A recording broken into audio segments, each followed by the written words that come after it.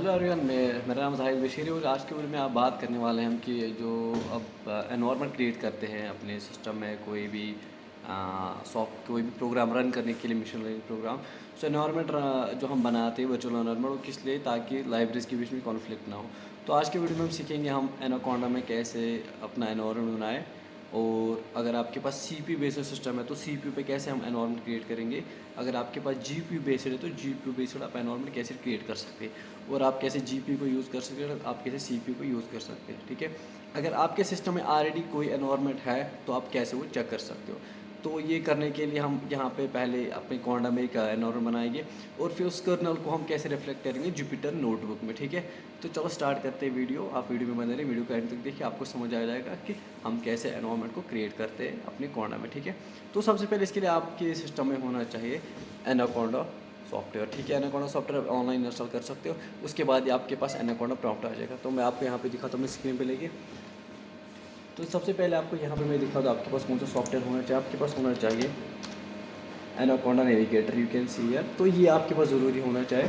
तो इसकी बेसिस पे आप फिर सारा जो एनवायरनमेंट क्रिएट करते हो। तो सबसे पहले मैं यहाँ पे एनाकोंडा प्रॉम्प्ट है यहाँ पे सर्च करूँगा। तो ये देख सकते हो, मैं इसको रन एज एडमिनिस्ट्रेटर करूँगा और येस कर दूँगा। ठीक है, उसके बाद हमारे यहाँ पे विंडोज सिस्टम 32 पर, लेकिन हमें यहाँ पे नहीं आना है। तो उसको सिंपली ओपन करेंगे यहाँ पे फिर से एनाकोंडा प्रॉम्प्ट को। मैं यहाँ पे रन एडमिनिस्ट्रेटर नहीं करूँगा, सीधे मैं अपने इसको एज ए यूज़र ओपन करूँगा।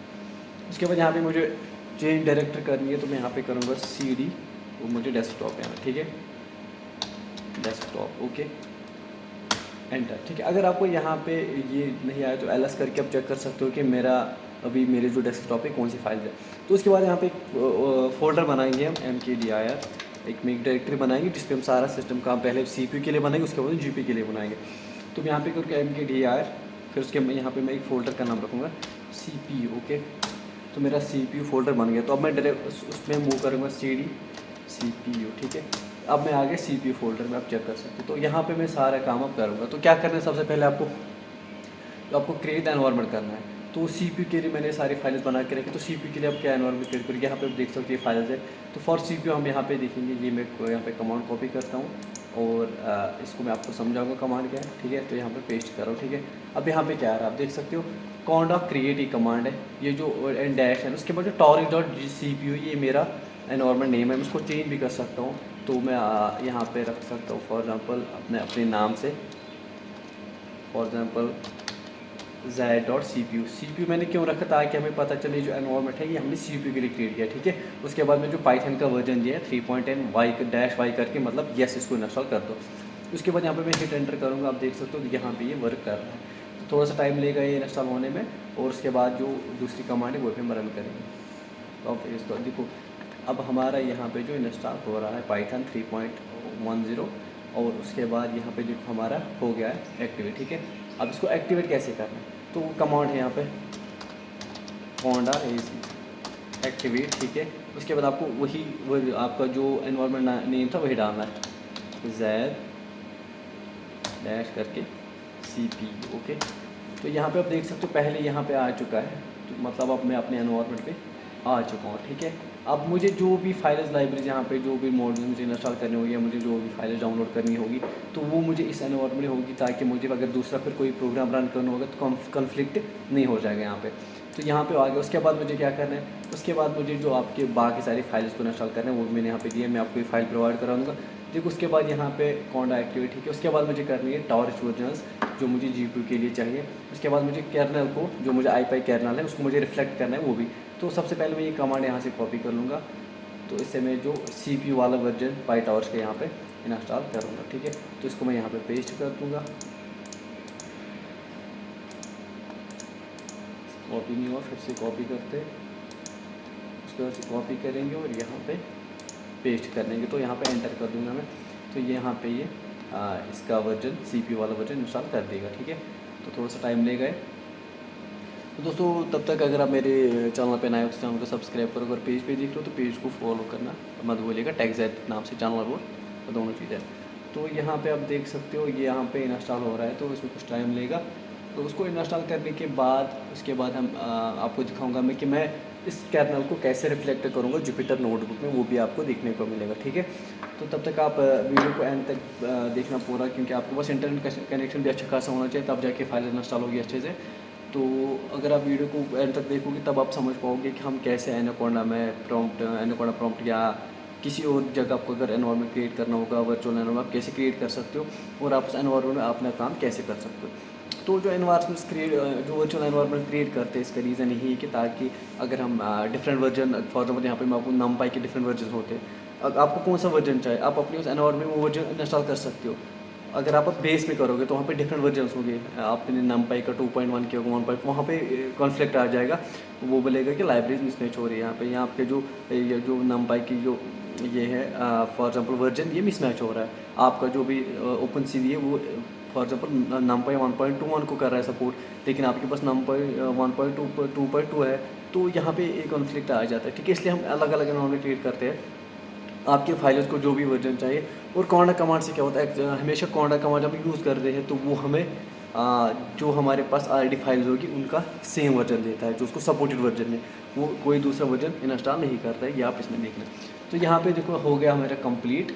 तो इसके बाद हमें क्या उसके बाद हमें करना है कि IPI करना। ठीक है, तो PIP इंस्टॉल आपको ये वाला कमांड यूज़ करना है। इससे क्या होगा, ये कमांड में लिख भी सकता था लेकिन थोड़ा सा ये हो जाएगा, मैं यहाँ पे लिख के ऑलरेडी रखा हूँ, तो यहाँ पे मैं इसको पेस्ट कर देता हूँ। इससे क्या होगा, इससे जो IPI कर्नल जुपिटर वाला वो रिफ्लेक्ट हो जाएगा। उसके बाद वर्जन में सेट करेंगे, पहले इंस्टॉल करेगा IPI कर्नल, ठीक है, उसके बाद ये रिफ्लेक्ट करेगा कि इसको करेगा रिफ्लेक्ट जुपिटर नोटबुक में। तो पहले मैं ये करके दिखाऊंगा, उसके बाद आपको GPU वाला भी करके दिखाऊंगा। तो मेरा जो सिस्टम है वो GPU और CPU दोनों पे काम कर रहा है, तो मैं दोनों पे आपको दिखाऊंगा। तो अभी यहाँ पे क्रिएट हो रहा है, तो उसके बाद हम दूसरी कमांड कॉपी करके रखते हैं, तब तक क्या हो जाएगा। तो दूसरी कमांड है, ये देख सकते हो, ये वाली कमांड जो है ये करेगा रिफ्लेक्ट इसको हमारे जुपिटर नोटबुक में। तो यहाँ पे हम चेंज करेंगे इसका हम, तो यहाँ पे देख सकते, यहाँ पे जो पाइथन ये जो है IPI kernel user name torch, ठीक है, तो यहाँ पे आपको डिस्प्ले नेम जो कराना हो आप यहाँ पे लिख सकते हो। तो मैंने क्या रखा था वहाँ पे, इसको मैं रखूँगा सेम Z CPU, ठीक है, उसको मैं रखूँगा सेम Z CPU, ठीक है, और फिर मैं इसको करूँगा क्लोज एंड यहाँ पे एंटर करूँगा। तो यहाँ पे रिफ्लेक्ट हो गया है। तो अब कैसे आप चेक करोगे, तो यहाँ पे आपको कमांड करना है जुपिटर नोटबुक, ओके, इसको मैं मैक्सिमाइज करता हूँ। यहाँ पे आपको जुपिटर नोटबुक यहाँ पे कमांड आप रिफ्लेक्ट हो जाओगे जुपिटर नोटबुक पे, ठीक है। अब हम आ गए जुपिटर नोटबुक के उसी फोल्डर में जो हमने फोल्डर बनाया था, ठीक है। तो यहाँ पे मैं करूँगा फाइल, ठीक है, यहाँ पे अपनी देख सकते हो राइट साइड से न्यू, यहाँ पे मैं कोई भी कर सकता हूँ फाइल, ठीक है, या न्यू नोटबुक, न्यू फाइल जो भी मुझे करना है, ठीक है।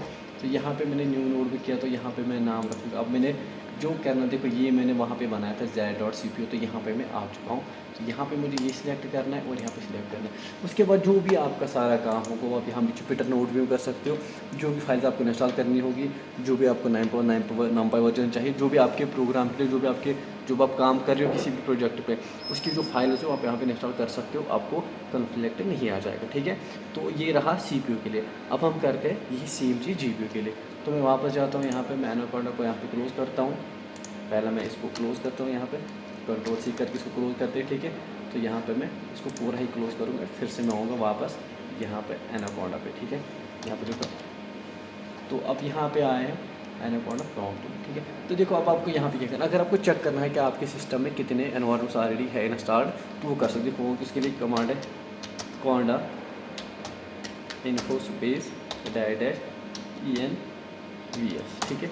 तो यहाँ पे आपके देखो सारे एनवायरनमेंट दिखाएगा, आपके जो सिस्टम में कितने एनवायरनमेंट्स है, तो यहाँ पे आप वो देख सकते हो सारे एनवायरनमेंट। देखो जो बेस है, एप्पल है, फेस है, ये सारी चीज़ें। तो उसके बाद हम GPU पे काम करेंगे। हम अब GPU के लिए हम कैसे एनवायरनमेंट सेट कर सकते हैं, तो उसके लिए भी मैंने लिख के रखा है, यहाँ पे आप देख सकते हो। तो सबसे पहले आपको यहाँ पे conda.create सेम कमांड वही करनी है, लेकिन यहाँ पे हम उसको नाम रखेंगे GPU। उसके बाद हम GPU वाला जो PyTorch है GPU बेस वो इंस्टॉल करेंगे। तो यहाँ पे मैं सबसे पहले पेस्ट कर देता हूँ। तो यहाँ पे torch.gpu के बदले में अपने एनवायरनमेंट का आप कुछ भी देख सकते हो, मैं यहाँ पे अपना नाम दूंगा याद रखने के लिए। तो यहाँ पे रखता हूँ मैं for example Z CPU, okay. GPU, ठीक है, GPU बेस्ड है। तो यहाँ पे मैंने एंटर कर दिया, तो यहाँ पे मेरा एनवायरनमेंट क्रिएट हो चुका है और पाइथन 3.10 के साथ इंस्टॉल हो रहा है। जो डैश वाई होता है यहाँ पे आपको येस नो करना पड़ता है, तो वही येस मैंने पहले ही कर दिया। अब मुझे नहीं दिखाएगा कि येस और नो, ठीक है।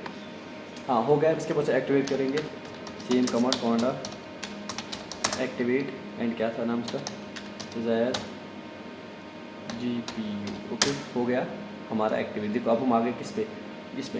तो अब हम कहाँ पे, अब हमने जो पहले मैंने आपको बोला था फोल्डर बनाने के लिए, तो अब भी बना सकते हो, ठीक है। तो यहाँ पर मैं करूँगा CD और यहाँ पर मैं जाऊँगा पहले डेस्कटॉप पे। आप पहले भी बना सकते हो, बाद में भी बना सकते हो, क्योंकि आपको जहाँ पे काम करना है उस फोल्डर में सारी फाइल्स आ जाएगी, ठीक है। अब यहाँ पे MTTR में एक डायरेक्टरी पे क्लिक करूँगा और यहाँ पे मैं GPU बेस्ड एक डायरेक्टरी बनाऊँगा, ठीक है।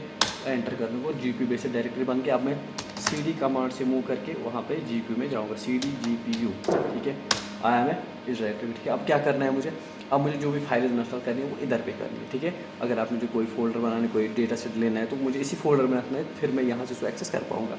तो अब मुझे क्या करना है, GPU के लिए मुझे यहाँ पे देख सकते हो। उसके बाद हमें करना है PyTorch का कौन सा वर्जन, जो कूड़ा 1.1.11 को सपोर्ट करता होगा, ठीक है। मैं ये वाला वर्जन लेता हूँ जो कूड़ा मतलब GPU को सपोर्ट करते हैं। उसको कॉपी करना है, यहाँ पे जाके मुझे उसको पेस्ट कर देना, ठीक है। पेस्ट कर दिया, तो यहाँ पे मैं एंटर करके ये उसके बाद यहाँ पे दिखाएगा आपको। तो ये इंस्टॉल हो रहा है, तो ये 244 देखो ये कितना बड़ा है, आप देख सकते हो। ये 2 GB है, ठीक है, लगभग 2 GB का डेटा है। सो ये इंस्टॉल हो जाएगा, सो टाइम लगेगा थोड़ा सा, तो तब तक आप वीडियो में बने रहें। तो मैं इसको आपको दिखाऊंगा पूरा, मैं स्किप नहीं करूँ क्योंकि आपको कोई कन्फ्लिक्ट हो जाएगा बाद में। तो आपके पास अच्छा खासा इंटरनेट कनेक्शन होना चाहिए, ऑलरेडी मैंने आपको बोला है, अगर आपको ये रन कराना है, ठीक है। तो इंस्टॉल हो रहा है, तो इसमें थोड़ा टाइम लगेगा।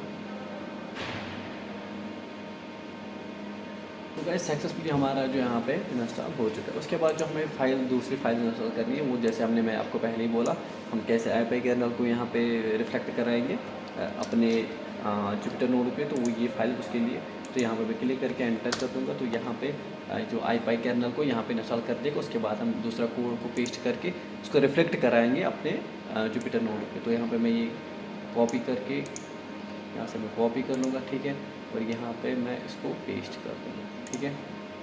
तो अभी हो रहा है, थोड़ा सा टाइम लेगा। उसके बाद हम पेस्ट करके मैं उसको अपने नाम Z.GPU से कर लूँगा। फिर उसके बाद हम चेक करेंगे क्या ये GPU हमारा भी अवेलेबल है या नहीं। वो भी यहाँ पे मैं आपको कमांड ChatGPT से निकाल के देखेंगे हमें अवेलेबल है या नहीं। तो यहाँ पे मैंने क्लिक किया, तो यहाँ पे मैं उसको अपने नाम से करता हूँ save, for example Z.GPU, okay. And then मैं फिर एंटर करूँगा यहाँ पे, तो देख सकते हो इस नाम से बन गया। अब हम यहाँ पे जुपिटर नोटबुक ओपन करूँगा, ठीक है। तो यहाँ से ये रिफ्लेक्ट करेगा मुझे जुपिटर नोटबुक। तो यहाँ पे देखो आ गया। तो यहाँ पे मैं करूँगा न्यू नोटबुक, और यहाँ पे मुझे सिलेक्ट करना है, मुझे IPy कर्नल कौन सा यूज़ करना है। देखो यहाँ पे मैंने Z.GPU एंड Z.CPU और दोनों आ गए। तो ऐसे आप क्या कर सकते हो, ऐसे आप रिफ्लेक्ट अपने एनवायरनमेंट क्रिएट कर सकते हो क्वांडा में, और अलग अलग अपने काम कर सकते हो। आपको क्या होगा, यहाँ पे आपको लाइब्रेरीज के बीच में या वर्जन्स के बीच में कॉन्फ्लिक्ट नहीं आ जाएगा। जो भी आप लाइब्रेरीज या जो भी आप मॉड्यूल्स या जो भी आप सारे वर्जन्स को इंस्टॉल कर रहे हो, आपको वहाँ पे कोई भी कॉन्फ्लिक्ट नहीं आ जाएगा। तो दोस्तों आई होप आपको ये वीडियो पसंद आया होगा। अगर आपको वीडियो पसंद आया, वीडियो को लाइक कमेंट शेयर ज़रूर कर देना। अस्सलाम वालेकुम, इंशाल्लाह मिलते हैं नेक्स्ट वीडियो में। Thank you.